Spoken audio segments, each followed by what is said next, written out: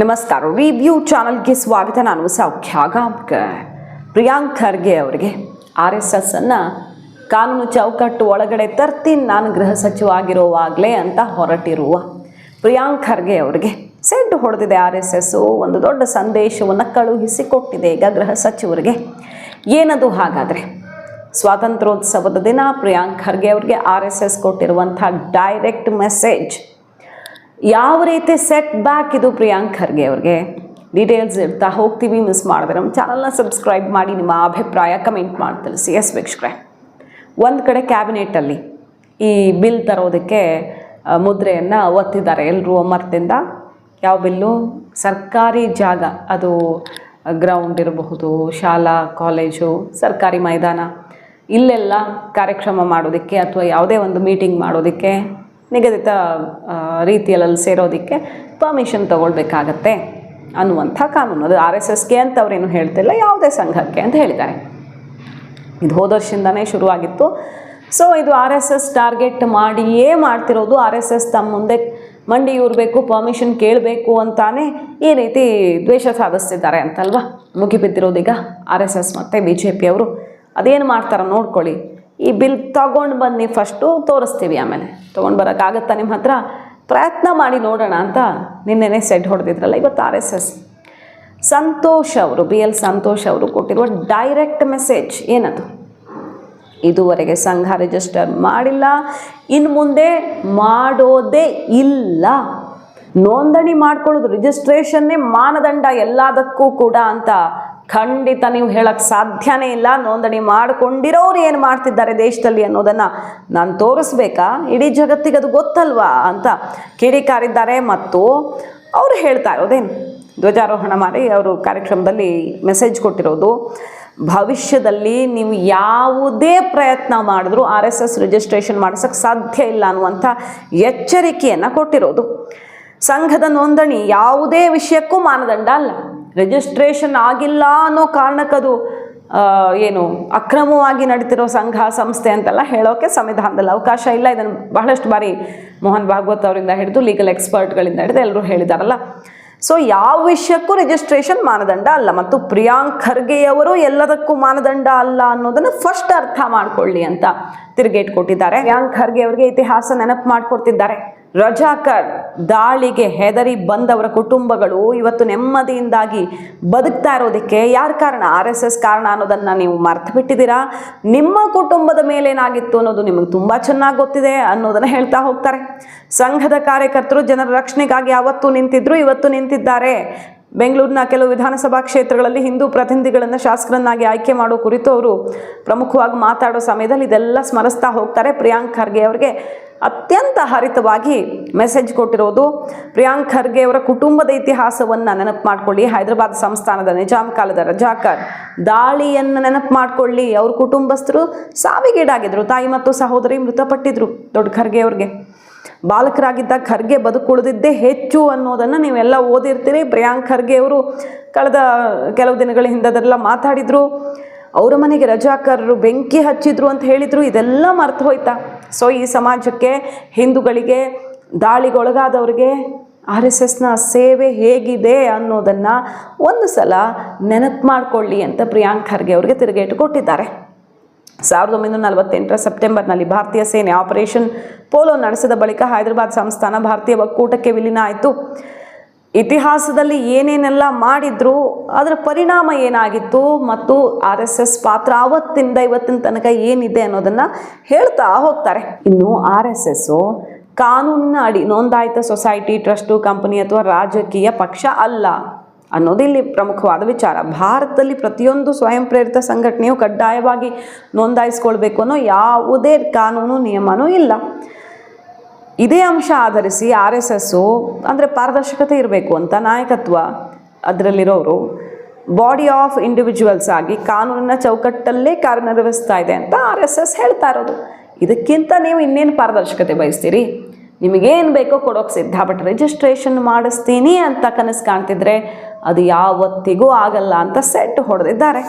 ಇವತ್ತು ಸರ್ಕಾರದ ರಿಜಿಸ್ಟರ್ ಮಾಡಿಕೊಂಡಿರ್ತಕ್ಕಂಥ ಸಂಸ್ಥೆಗಳ ಆರ್ಥಿಕ ಅವ್ಯವಹಾರದಲ್ಲಿ ಮುಳುಗಿ ಜೈಲನ್ನು ಸೇರ್ತಾ ಇರುವಂತಹ ಜಾಗಗಳಲ್ಲಿ ಕಳೆದ 3 ವರ್ಷಗಳಲ್ಲಿ ರಿಜಿಸ್ಟರ್ ಮಾಡಿಕೊಳ್ಳದೆ ತನ್ನನ್ನ ಕೋಟ್ಯಂತರ ಜನರ ವಿಶ್ವಾಸವನ್ನು ಸಂಪಾದಿಸಿ ದೇಶ ಸೇವೆ ಮಾಡ್ತಾ ಇರ್ತಕ್ಕಂಥ ರಾಷ್ಟ್ರೀಯ ಸ್ವಯಂ ಸೇವಕ ಸಂಘ ವಿಭಜನೆಯ ಸಂದರ್ಭದಲ್ಲೂ ಹಿಂದೂಗಳಿಗೆ ಬಂದಿತ್ತು. ಪ್ರಿಯಾಂಕ್ ಖರ್ಗೆ ಅವರೇ, ನಿಮ್ ರಿಜಿಸ್ಟ್ರೇಷನ್ ಜಗತ್ತಿಗೊಂದು ಮಾಪದಂಡ ಅಲ್ಲ. ನೀವು ರಿಜಿಸ್ಟ್ರೇಷನ್ ಮಾಡ್ಕೊಂಡವ್ರು ಅವ್ಯಾರ ಮಾಡ್ತಾ ಇದಾರೆ. ಅದರ ರಾಷ್ಟ್ರೀಯ ಸ್ವಯಂ ಸೇವಕ ಸಂಘ ಇಲ್ಲಿರ್ತಕ್ಕಂಥ ಸಾವಿರಾರು ಜನರ ರೀತಿಯಲ್ಲಿ ಕೋಟ್ಯಾಂತರ ಜನರ ನಂಬಿಕೆಯ ಜೊತೆಗೆ ಇವತ್ತು ಕೆಲಸ ಮಾಡ್ತಾ ಇದೆ, ನಂಬಿಕೆಯ ಜೊತೆಗೆ ಕೆಲಸ ಮಾಡ್ತಾ ಇದೆ ಅಂತಾರೆ. ಯಾವ ರಾಜ್ಯಸಭೆಯ ವಿರೋಧ ಪಕ್ಷದ ನಾಯಕರು ಮಲ್ಲಿಕಾರ್ಜುನ್ ಖರ್ಗೆ ಇಡೀ ಕುಟುಂಬ ಹೈದರಾಬಾದಿನ ರಜಾಕಾರರ ಹಲ್ಲೆಯನ್ನ ಎದುರಿಸಿ ಗುಲ್ಬರ್ಗ ಕಡೆ ಓಡ್ ಬಂತು. ಆ ರಜಾಕಾರರನ್ನ ಎದುರಿಸಿದ್ದು RSS ನವರೇ. ನಾನು ಗೃಹ ಮಂತ್ರಿಗಳಿಗೆ ಹೇಳ್ತೀನಿ, ನಿಮ್ ಪೊಲೀಸ್ನವರು ಅಲ್ಲ, ನಿಮ್ ವಂಶಸ್ಥರು ಅಲ್ಲ. ಆ ರಜಾಕಾರನ ಎತ್ತಿದ್ದು, ಆ ರಜಾಕಾರನ ಎದುರಿಸಿದ್ದು ಇದೇ RSS ನವರು, ಇದೇ RSS ನವರು. ನಿಮ್ ಕುಟುಂಬ ಓಡ್ ಬಂತು ಗುಲ್ಬರ್ಗಕ್ಕೆ, ನೀವು ಇದ್ದ ಗ್ರಾಮದಿಂದ ಕುಟುಂಬ ಓಡ್ ಬಂತು, ನಿಮ್ಮ ಅಪ್ಪ ಹುಟ್ಟು ಬಟ್ಟೆಯಲ್ಲಿ ಓಡ್ಬೇಕಾಗಿ ಬಂತು ಅಂತ ಓಡ್ ಬರ್ಬೇಕಾಗಿ ಬಂತು. ಇವತ್ತು ಸಂಘದ ಬಗ್ಗೆ ಬಿಟ್ಟು ತೋರಿಸ್ತೀರಿ. ಅದೇ ಸಂಘ ರಜಾಕಾರರ ವಿರುದ್ಧ ಹೋರಾಡಿದ್ದು, ಅದೇ ಸಂಘ ವಿಭಜನೆಯಲ್ಲಿ ಹಿಂದೂಗಳಿಗೆ ಧೈರ್ಯಕ್ಕೆ ಅಂತ ನಿಂತ್ಕೊಂಡಿದ್ದು, ಹಿಂದೂಗಳಿಗೆ ಧೈರ್ಯಕ್ಕೆ ಅಂತ ನಿಂತ್ಕೊಂಡಿತ್ತು ಅಂತಾರೆ. ಆ ಪೊಲೀಸರು ತಾಯಕ್ ಬರಲಿಲ್ಲ, ರಾಜಕೀಯದವರು ತಾಯಕ್ ಬರಲಿಲ್ಲ. ಸಣ್ಣ ಹುಡುಗರ RSS ಕಾರ್ಯಕರ್ತರು, ಸಣ್ಣ ಕಾರ್ಯಕರ್ತರು ತಾವು ಎಲ್ಲೆಲ್ಲಿದೀವೋ ಅಲ್ಲೆಲ್ಲ ಹಿಂದೂಗಳನ್ನ ರಕ್ಷಣೆ ಮಾಡಿದ್ರು. ಹಿಂದೂಗಳನ್ನ ಅತ್ಯಂತ ಜೋಪಾನವಾಗಿ ಎಲ್ಲಿ ಬದುಕುವುದ ಆ ಜಾಗದಕ್ಕೆ ಕರ್ಕೊಂಡ್ ಬಂದ್ರು ಅಂತಲೇ ಅಂದ. ಅವಾಗ್ಲೂ ಸಂಘ ರಿಜಿಸ್ಟರ್ ಆಗಿರ್ಲಿಲ್ಲ, ಇವಾಗ್ಲೂ ಸಂಘ ರಿಜಿಸ್ಟರ್ ಆಗೋದಿಲ್ಲ. ಯಾಕಂದ್ರೆ ನಿಮ್ ರಿಜಿಸ್ಟ್ರೇಷನ್ ನ ಕಾರಣಕ್ಕೆ ಜಗತ್ತು ನಡೆಯೋದಿಲ್ಲ ಅಂತಾನೆ. ಅದು ಒಂದು ವ್ಯವಸ್ಥೆ, ಅದು ಒಂದು ವ್ಯವಸ್ಥೆ ಅಂತಾನೆ. ಇವತ್ತು ಆ ಕೆಲಸವನ್ನು ಸಂಘ ಮಾಡಿರ್ತಕ್ಕಂಥ ಆ ಸಂದರ್ಭದ ಕೆಲಸವನ್ನು ಕೂಡ ನಾವೆಲ್ಲರೂ ಕೂಡ ನೆನಪು ಮಾಡ್ಕೊಳ್ಬೇಕು. ಹಾಗೆ ಇವತ್ತು ನಮಗೊಂದು ಕರ್ತವ್ಯ ಇದೆ ಅಂತಲೇ. ಜಗತ್ತಿನಲ್ಲಿ ಎಲ್ಲ ಸಂಸ್ಕೃತಿಗಳು, ಎಲ್ಲ ಸಮಾಜಗಳು ಕೂಡ ಇತಿಹಾಸದಿಂದ ಪಾಠ ಕಲಿತು ಇತಿಹಾಸದಲ್ಲಿ ಆಗಿರ್ತಕ್ಕಂಥ ತಪ್ಪುಗಳನ್ನ ಸರಿ ಮಾಡ್ಕೊಳ್ತಾ ಮುಂದೆ ಹೋಗಿದ್ದಾರೆ. ಇವೆಲ್ಲ ಯಾವತ್ತೋ ಒಂದು ದಿವಸ ಆಗ್ಬಿಡ್ತೀವಿ, ಇವತ್ತು ನಾವು ನಮ್ ಕೆಲಸ ಮಾಡ್ಕೊಳ್ತೀವಿ ಅಂತಕ್ಕಂಥದ್ದು ಒಂದು ನಿರ್ವೀರ್ಯತನದ ಒಂದು ಕೆಲಸ ಅಲ್ಲ. ಇತಿಹಾಸದ ಪಾಠ ನಾವೇನೋ ಬೇಕು ಅಂತ ಮಾಡಲ್ಲ, ಮತ್ತೆ ಅಲ್ಲಿ ಆಗಿರ್ತಕ್ಕಂಥ ತಪ್ಪನ್ನು ಸರಿ ಮಾಡ್ಕೊಳ್ಳಿಕ್ಕೆ ಬೇಕಾಗಿರ್ತಕ್ಕಂಥ ಒಂದು ಸಾಮೂಹಿಕವಾಗಿರ್ತಕ್ಕಂಥ ಒಂದು ರಾಷ್ಟ್ರೀಯವಾಗಿರ್ತಕ್ಕಂಥ ಸಂಕಲ್ಪ ನಮ್ಮೆಲ್ಲರ ಹೃದಯದಲ್ಲಿ ಮೂಡಬೇಕು. ಆ ಸಂಕಲ್ಪಕ್ಕೋಸ್ಕರ ನಾವೆಲ್ಲರೂ ಕೂಡ ಇವತ್ತಿನ ಸೇರಿದ್ದೀವಿ, ಮಧ್ಯರಾತ್ರಿ ಸೇರಿದ್ದೀವಿ. ಯಾವ ಗಳಿಗೆಯಲ್ಲಿ ಅದ್ ನಮ್ಮಿಂದ ಹೋಯ್ತು ಅದೇ ಗಳಿಗೆಯಲ್ಲಿ ಸ್ವಾತಂತ್ರ್ಯವನ್ನು ಆಚರಿಸಕ್ ಸೇರಿದೀವಿ ನಾವು. ಅಂದ್ರೆ ಇದೇ ಗಳಿಗೆಯಲ್ಲಿ ದೇಶ ನಮ್ಮಿಂದ ತುಂಡಾಗಿತ್ತು ಅಂತ. ಇಷ್ಟು ಅನ್ಯಾಯಕರವಾಗಿರ್ತಕ್ಕಂಥ ರೀತಿಯಲ್ಲಿ ಈ ದೇಶದಲ್ಲಿ ನಾವು ಸ್ವಾತಂತ್ರ್ಯವನ್ನ ಪಡ್ಕೊಂಡು ದೇಶ ವಿಭಜನೆ ಆಯ್ತು. ಆ ಕ್ಷಣದಲ್ಲಿ ನಾವು ಸಂಕಲ್ಪಕ್ಕೋಸ್ಕರ ಸೇರ್ತಾ ಇದೀವಿ. ನಾನು ಮತ್ತೆ ಹೇಳ್ತೀನಿ, ಇಲ್ಲಿ ಅತ್ಯಂತ ವಯಸ್ಸಾಗಿರೋರು ಯಾರಿದ್ದಾರೆ ಅವ್ರ ಕಣ್ಣೆದುರುಗಡೆ ಅಖಂಡ ಭಾರತ ನೋಡ್ತಕ್ಕಂಥ ಸಂಕಲ್ಪ ನಮ್ಮೆಲ್ಲರಿಗೂ ಆಗ್ತದೆ. ಯಾರೋ ಬಾಲಕರ ಜೀವನದ ಈಗ ಬಿಲ್ ಬಗ್ಗೆ ಯಾಕೆ ಅಷ್ಟು ಹೆದರ್ತಾ ಇದ್ದಾರೆ ಬಿಜೆಪಿಯವರು? ಬಿಲ್ ನೋಡಿದಾರ ಅವರು? ಆ ವಿಧೇಯಕದಲ್ಲಿ ಸುಪ್ರೀಂ ಕೋರ್ಟ್ ಆದೇಶ ಏನಿದೆ, ಹೈಕೋರ್ಟ್ ಆದೇಶ ಏನಿದೆ, ಅದನ್ನು ಪಾಲನೆ ಮಾಡ್ತಾ ಇರೋದು ನಾವು. ಆ ಬಿಲ್ನಲ್ಲಿ ಎಲ್ಲನ ಯಾವುದಾದ್ರೂ ಸಂಸ್ಥೆ ಹೆಸರಿದೆಯಾ, ಸಂಘಟನೆ ಹೆಸರಿದೆಯಾ, ಇನ್ಸ್ಟಿಟ್ಯೂಷನ್ ಹೆಸರಿದೆಯಾ, ಪೊಲಿಟಿಕಲ್ ಪಾರ್ಟಿ ಹೆಸರಿದೆಯಾ, ಏನಿದೆ? ಎಲ್ಲಿ ನಾವು ಆ ಬಿಲ್ನಲ್ಲಿ ಯಾವುದೇ ಸಂಘಟನೆ ಹೆಸರು ಹೇಳಿದ್ದೀವಿ, NGO ಹೆಸರಿದೆಯಾ? ಯಾವುದೂ ಇಲ್ಲ. ಈಗ ಕೋರ್ಟ್ಗಳು ಹೇಳಿರೋ ಆದೇಶಗಳನ್ನು ನಾವು ವಿಧೇಯಕ ಮುಖಾಂತರ ತಂದರೆ BJP-ಅವ್ರಿಗೆ ಏನಕ್ಕೆ ಪ್ರಾಬ್ಲಮ್ಮು? I don't understand. ಹೆಂಗೆ ಅವ್ರಿಗೆ ಕಡಿವಾಣ ಹಾಕಕ್ಕಂತ? ಅರೆ ನಾನು ಡೈರೆಕ್ಟಾಗೆ ಮಾತಾಡೋನಲ್ಲ, ಇಂಡೈರೆಕ್ಟ್ ಏನಿದೆ? What is indirect about it or direct about it? Sir ನಾನು ಯಾರು ಸರ್? ನಾನು ಈ ರಾಜ್ಯದ ಗೃಹ ಸಚಿವ. ಸಾರ್ವಜನಿಕ ಜಾಗಗಳಲ್ಲಿ ಯಾರು ಏನು ಮಾಡಬೇಕು ಅಂತ ನಿಯಂತ್ರಣ ಮಾಡೋದು ಜವಾಬ್ದಾರಿ ಯಾರ್ದು? APMC ಅವ್ರದ? ಮಹಿಳಾ ಮತ್ತು ಮಕ್ಕಳ ಕಲ್ಯಾಣ ಇಲಾಖೆದ? ಯಾರ್ದು?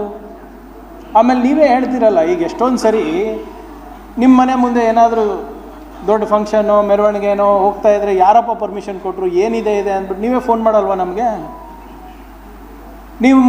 ನಿಮ್ಮ ಮನೆಯಲ್ಲಿ ಯಾವುದೋ ಒಂದು ಶುಭ ಕಾರ್ಯ ನಡೀತಾ ಇರ್ತದೆ, ಯಾರ್ದೋ ತೊಟ್ಟಲ್ ಕಾರ್ಯಕ್ರಮ ಇರ್ತದೋ ಅಥವಾ ಮದುವೆ ಇದ್ದಾಗ ಮನೆಯಲ್ಲಿ ಜಾಗ ಇರಲ್ಲ ಅತಿಥಿಗಳಿಗೆ. ಆವಾಗ ನೀವು ರೋಡಿಗೆ ಬಂದಾಗ ಒಂದು ಪೆಂಡಾಲ್ ಹಾಕ್ತೀರಾ, ಅಲ್ಲಿ ಊಟಕ್ಕೆ ವ್ಯವಸ್ಥೆ ಮಾಡ್ತೀರಾ, ಆವಾಗ ಪರ್ಮಿಷನ್ ತಗೋತೀರಲ್ಲ. ನಾನು ಸೋ ಆ್ಯಂಡ್ ಸೋ, ನನ್ನ ಜೊತೆ ಇವರು ಒಂದಿಬ್ಬರು ಜನ ಇದ್ದಾರೆ, ಏನಾದರೂ ಆದರೆ ಇವ್ರ ಹೊಣೆಗಾರಿಕೆ ಅಂತ ನೀವು ಕೊಡ್ತೀರಲ್ಲ. It's a public space.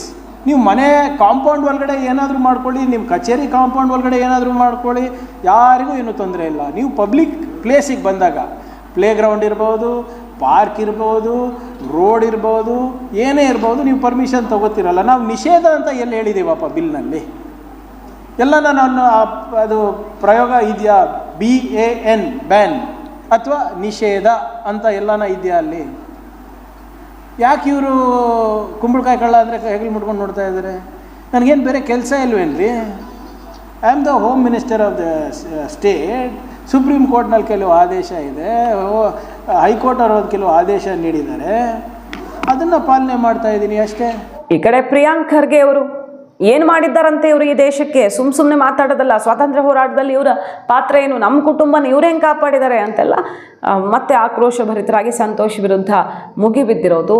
ಅಷ್ಟೇ ಅಲ್ಲ, ಇವರು ಸುಮ್ಮನೆ ಪ್ರಿಯಾಂಕ್ ಖರ್ಗೆ ತಲೆ ಸರಿ ಇಲ್ಲ, ಅದಿಲ್ಲ ಇದಿಲ್ಲ ಅಂತ ವೈಯಕ್ತಿಕವಾಗಿ ಚಾರಿತ್ರಿಕವತೆ ಮಾಡೋದು, ನಿಂದನೆ ಮಾಡೋದು, ಟಾರ್ಗೆಟ್ ಮಾಡೋದು ಬಿಟ್ಟು ಫಸ್ಟು ಕಾನೂನಿನ ಚೌಕಟ್ಟಲ್ಲಿ ನಡ್ಕೊಳ್ಳಿ RSS. ನಾವೇನು ಮಾಡಿದ್ದೀವಿ RSSಗೆ? RSS ಹೆಸರು ಹಾಕಿದ್ದೀವ ನಾವು ತರೋಕೆ ಹೊರಟಿರೋ ಹೊಸ ಬಿಲ್ಲಲ್ಲಿ? ಯಾರ ಹೆಸರು ಇಲ್ಲ ಅಂತ ಅವ್ರು ಹೇಳ್ತಿರೋದು. ಮತ್ತು ಕಾಂಗ್ರೆಸ್ಸಿಗರು ಹೇಳ್ತಿರೋದು RSS ಒಂದು ಹಿಂಗೆ ಮಾಡುತ್ತೆ ಅಂತ ಇವತ್ತು ಬಿಟ್ಟರೆ ನಾಳೆ ಹಲವಾರು ಸಂಘಟನೆಗಳು RSS ರಿಜಿಸ್ಟ್ರೇಷನ್ ಆಗಿಲ್ಲ, ನಾವು ಯಾಕೆ ಆಗೋಣ ಅನ್ನೋ ರೀತಿ ನೀತಿಗೆ ಬಂದುಬಿಡ್ತವೆ. ಸೊ ಹೀಗೆಲ್ಲ ಬಿಡೋಕ್ಕಾಗಲ್ಲ ಅಂತ ಹೇಳ್ತಾ ಇರೋದು. ಹಾಗಾಗಿ ಜಟಾಪಟಿಗೆ ಎರಡನೇ ಸುತ್ತಿನ ಜಟಾಪಟಿ ಜೋರಾಗಿದ್ದು RSSನ ಯಾವ ಇದುವರೆಗಿನ 106 ವರ್ಷಗಳ ಇದುವರೆಗಿನ ಯಾವ ಚಟುವಟಿಕೆಗೂ ಯಾರೂ ನಿರ್ಬಂಧ ಹಾಕೋದಾಗಲಿ ಚೌಕಟ್ಟು ಹಾಕೋದಾಗಲಿ ಸಾಧ್ಯವೇ ಇಲ್ಲ. ನಾವು ಹೇಗಿದ್ದು ಹಾಗೇ ಇರ್ತೀವಿ, ತಾಕತ್ತಿದ್ರೆ ಮಾಡಿ ಅಂತ ಈಗ ಚಾಲೆಂಜು. BJP ಅವರು ಅಷ್ಟೇ, CT ರವಿ ನೇತೃತ್ವರೆಲ್ಲ ಆ ಬಿಲ್ ಬರಲಿ, ನೋಡೇ ಬಿಡೋಣ, ಅದು ಹೆಂಗೆ ಬರುತ್ತೆ ನೋಡೇ ಬಿಡೋಣ ಅಂತ. ಇನ್ನು ಕಾನೂನು ಹೋರಾಟ ಕೂಡ ಈಗಾಗಲೇ ತಯಾರಿ ಆಗಿದೆ. ಅದು ಯಾವಾಗ ಟೇಬಲ್ ಆಗುತ್ತೋ ಅವಾಗ ಶುರುವಾಗುತ್ತೆ. ಯಾವ ಕಾರಣಕ್ಕೂ ಸುಪ್ರೀಂ ಕೋರ್ಟ್ ಆಗಲಿ ಹೈಕೋರ್ಟ್ ಆದೇಶಗಳಲ್ಲಾಗಲಿ ಇದಕ್ಕೆಲ್ಲ ಪರ್ಮಿಷನ್ ತೊಗೊಳ್ಬೇಕು ಅನ್ನೋ ಉಲ್ಲೇಖ ಇಲ್ಲ. ಇದುವರೆಗೂ ಸಾರ್ವಜನಿಕ ಸ್ಥಳಗಳನ್ನು ಜನ ಬಳಸ್ಕೊಳ್ಳೋದಕ್ಕೆ, ಗುಂಪು ಸೇರೋದಕ್ಕೆ ಶಾಂತಿಯುತವಾಗಿ ಅವಕಾಶ ಇದೆ ಅಂತಲೇ ಸಂವಿಧಾನವೂ ಹೇಳಿದೆ, ಕೋರ್ಟ್ಗಳು ಹೇಳಿವೆ. ಫಾರ್ ಎಕ್ಸಾಂಪಲ್, ಈಗ ಸಾರ್ವಜನಿಕ ಸ್ಥಳ, ಪಬ್ಲಿಕ್ ಪ್ಲೇಸು, ಗೌರ್ಮೆಂಟ್ ಪ್ಲೇಸಲ್ಲಿ ಪರ್ಮಿಷನ್ ತೊಗೋಬೇಕು ಅಂತ ಹೇಳ್ತಿದ್ದಾರಲ್ಲ, ನಾಳೆ ಈ ಲಾಲ್ಬಾಗು, ಕಬ್ಬನ್ ಪಾರ್ಕು ಅಥವಾ ಯಾವುದೋ ಪಾರ್ಕ್ಗಳಲ್ಲಿ ಲಾಫಿಂಗ್ ಕ್ಲಬ್ಗಳು ನಡೀತವೆ. ವೀಕೆಂಡಲ್ಲಿ ಜಾಸ್ತಿ ಒಂದು 20 ಜನ ಸರ್ಕಲ್ ಮಾಡ್ಕೊಂಡು ಇರ್ತಾರೆ. ಎಷ್ಟು ಜನ ಸೇರಬೇಕು ಅಥವಾ ಸೇರಬಾರ್ದು ಅನ್ನೋದಕ್ಕೆ ಕಾನೂನು ತರಬೇಕಾಗತ್ತೆ. ಅಥವಾ ಅವರೆಲ್ಲ ವಾಕಿಂಗ್ ಹೋಗಿ ಪಿಕ್ನಿಕ್ ಮಾಡೋದಕ್ಕೂ ಪ್ರಿಯಾಂಕ್ ಖರ್ಗೆ ಅವ್ರ ಹತ್ರ ಪರ್ಮಿಷನ್ ತೊಗೊಂಡು ಹೋಗ್ಬೇಕಾಗತ್ತೆ. ಸೊ ಈ ದೇಶದಲ್ಲಿ ಬ್ರಿಟಿಷರ ಕಾಲದ ಕಾನೂನು ಬರುತ್ತಾ? ಬ್ರಿಟಿಷರ ಕಾಲದಲ್ಲಾದರೆ ಏನಾಗ್ತಿತ್ತು ಹೇಳಿ? ಗುಂಪುಗೂಡಿದ್ರೆ ಸ್ವಾತಂತ್ರ್ಯ ಹೋರಾಟ ಶುರು ಮಾಡ್ತಾರೇನೋ ಅಂತ ಗುಂಪುಗೂಡೋ ಹಾಗಿಲ್ಲ ಅಂತ ಕಾನೂನು ಬ್ರಿಟಿಷರ ಕಾಲದಲ್ಲಿ. ಸ್ವಾತಂತ್ರ್ಯೋತ್ಸವ 80ನೇ ಸ್ವಾತಂತ್ರ್ಯೋತ್ಸವ ಆಚರಿಸ್ತಿದ್ದೀವಿ. ರಾಹುಲ್ ಗಾಂಧಿಯವರು ಬೇರೆ ಮೊಹಬತ್ ಅಂತಾರೆ, ನಫರತ್ ಇಲ್ಲ ಈ ದೇಶದಲ್ಲಿ, ಬರೀ ವಿಶ್ವಾಸ ಪ್ರೀತಿಗೆ ಜಾಗ ಅಂತಾರೆ. ಆದರೆ ಇಲ್ಲಿ ಏನು ನಡೀತಾ ಇದೆ? ಜನ ನಾಳೆ ಗುಂಪುಗೂಡೋದಕ್ಕೆ, RSS ಶಾಖೆ ಮಾಡೋದಕ್ಕೆ, RSS ಪಥಸಂಚಲನ ಮಾಡೋದಕ್ಕೆ, ಮಕ್ಕಳು ಹೋಗಿ ಸಾಂಸ್ಕೃತಿಕ ಚಟುವಟಿಕೆಗಳಲ್ಲಿ ಭಾಗವಹಿಸೋದಕ್ಕೆ, ಏನಾದರೂ ಕಲ್ಚರಲ್ ಪ್ರೋಗ್ರಾಮ್ಸ್ ಎಲ್ಲ ಪಾರ್ಕಲ್ಲೆಲ್ಲ ತುಂಬ ನಡೀತಾ ಇರುತ್ತೆ. ಬ್ಯಾಂಗ್ಳೂರು ಸುತ್ತಮುತ್ತ ಎಲ್ಲ ಸಾಹಿತ್ಯ ಆಸಕ್ತರೆಲ್ಲ ಸೇರ್ತಿರ್ತಾರೆ. ಅದಕ್ಕೂ ಪರ್ಮಿಷನ್ ತೊಗೊಳ್ಬೇಕಾ? ಯಾವುದಕ್ಕೆ ಅಂತ ಪರ್ಟಿಕ್ಯುಲರ್ ಆಗಿ ಎಲ್ಲ ಹೇಳಬೇಕಾಗತ್ತೆ. ಸೊ ಎಲ್ಲರ ವಾಕ್ ಸ್ವಾತಂತ್ರ್ಯ, ಸಂವಿಧಾನ ಕೊಟ್ಟಿರೋ ಸ್ವಾತಂತ್ರ್ಯ ಕಿತ್ತುಕೊಂಡಂಗಾಗತ್ತೆ. ಇದಕ್ಕೆ ಕರೆಕ್ಟಾಗಿ ಹೇಳಬೇಕೀಗ ಈ ಬಿಲ್ಲು ಯಾವುದನ್ನು ನಿರ್ಬಂಧಿಸತ್ತೆ. ಪಬ್ಲಿಕ್ ಪ್ಲೇಸಲ್ಲಿ, ಸರ್ಕಾರಿ ಜಾಗದಲ್ಲಿ ಏನು ಮಾಡಬಾರ್ದು? ಪಬ್ಲಿಕ್ ಗ್ರೌಂಡ್ ಇರುತ್ತಪ್ಪ, ಅದನ್ನು ನಾಳೆ ಒಂದು 20 ಜನ ಸೇರಿಕೊಂಡು ನೋಡೋರು ಆಡೋರು ಎಲ್ಲ ಸೇರಿ ಒಂದು 50 ಜನ ಸೇರಿಕೊಂಡು ಕಬಡ್ಡಿ, ವಾಲಿಬಾಲು, ಫುಟ್ಬಾಲ್ ಆಡೋದಕ್ಕೂ ಪರ್ಮಿಷನ್ ತೊಗೊಳ್ಬೇಕಾ? ಇದೆಲ್ಲವನ್ನು ಸ್ಪೆಸಿಫೈ ಮಾಡಬೇಕಾಗತ್ತೆ. ಸೊ ಪ್ರಿಯಾಂಕ್ ಖರ್ಗೆ ಅವ್ರಿಗೆ ಇನ್ನೂ ಬಿಲ್ ಸುದ್ದಿ ಬರ್ತಿದ್ದಂಗೆ ಬಿಗ್ ಸೆಟ್ ಬ್ಯಾಕ್ ಆಗಿದೆ. ಅದು ಹೆಂಗೆ ಕಂಡೀಷನ್ ಹಾಕ್ತಾರೆ ಅನ್ನುವಂಥ ಆಕ್ರೋಶದ ಜೊತೆಗೆ ಲೀಗಲ್ ಸಂಕಷ್ಟ ಬಂದೊದಗೋದು ಫಿಕ್ಸು. ಇದನ್ನೇನಾದರೂ ತರೋಕೆ ಹೊರಟ್ರೆ ಖಂಡಿತ ಇದು ಅಸಾಧ್ಯ, ತಾಕತ್ತಿದ್ರೆ ತನ್ನಿ ಅಂತಿದ್ದಾರೆ RSS. ನಮ್ಮದೇನು ಒಂದು ಕೂದಲು ಕಿತ್ಕೊಳ್ಳೋಕ್ಕಾಗಲ್ಲ ನೀವು ಅಂತ ಸೆಡ್ಡು ಹೊಡೆದಿರೋದು. ಮಾಹಿತಿ ಇಷ್ಟ ಆಗಿದ್ರೆ ಮಿಸ್ ಮಾಡಿದ್ರೆ ನಮ್ಮ ಚಾನಲ್ನ ಸಬ್ಸ್ಕ್ರೈಬ್ ಮಾಡಿ, ನಿಮ್ಮ ಅಭಿಪ್ರಾಯ ಕಮೆಂಟ್ ಮಾಡಿ ತಿಳಿಸಿ. Thank you.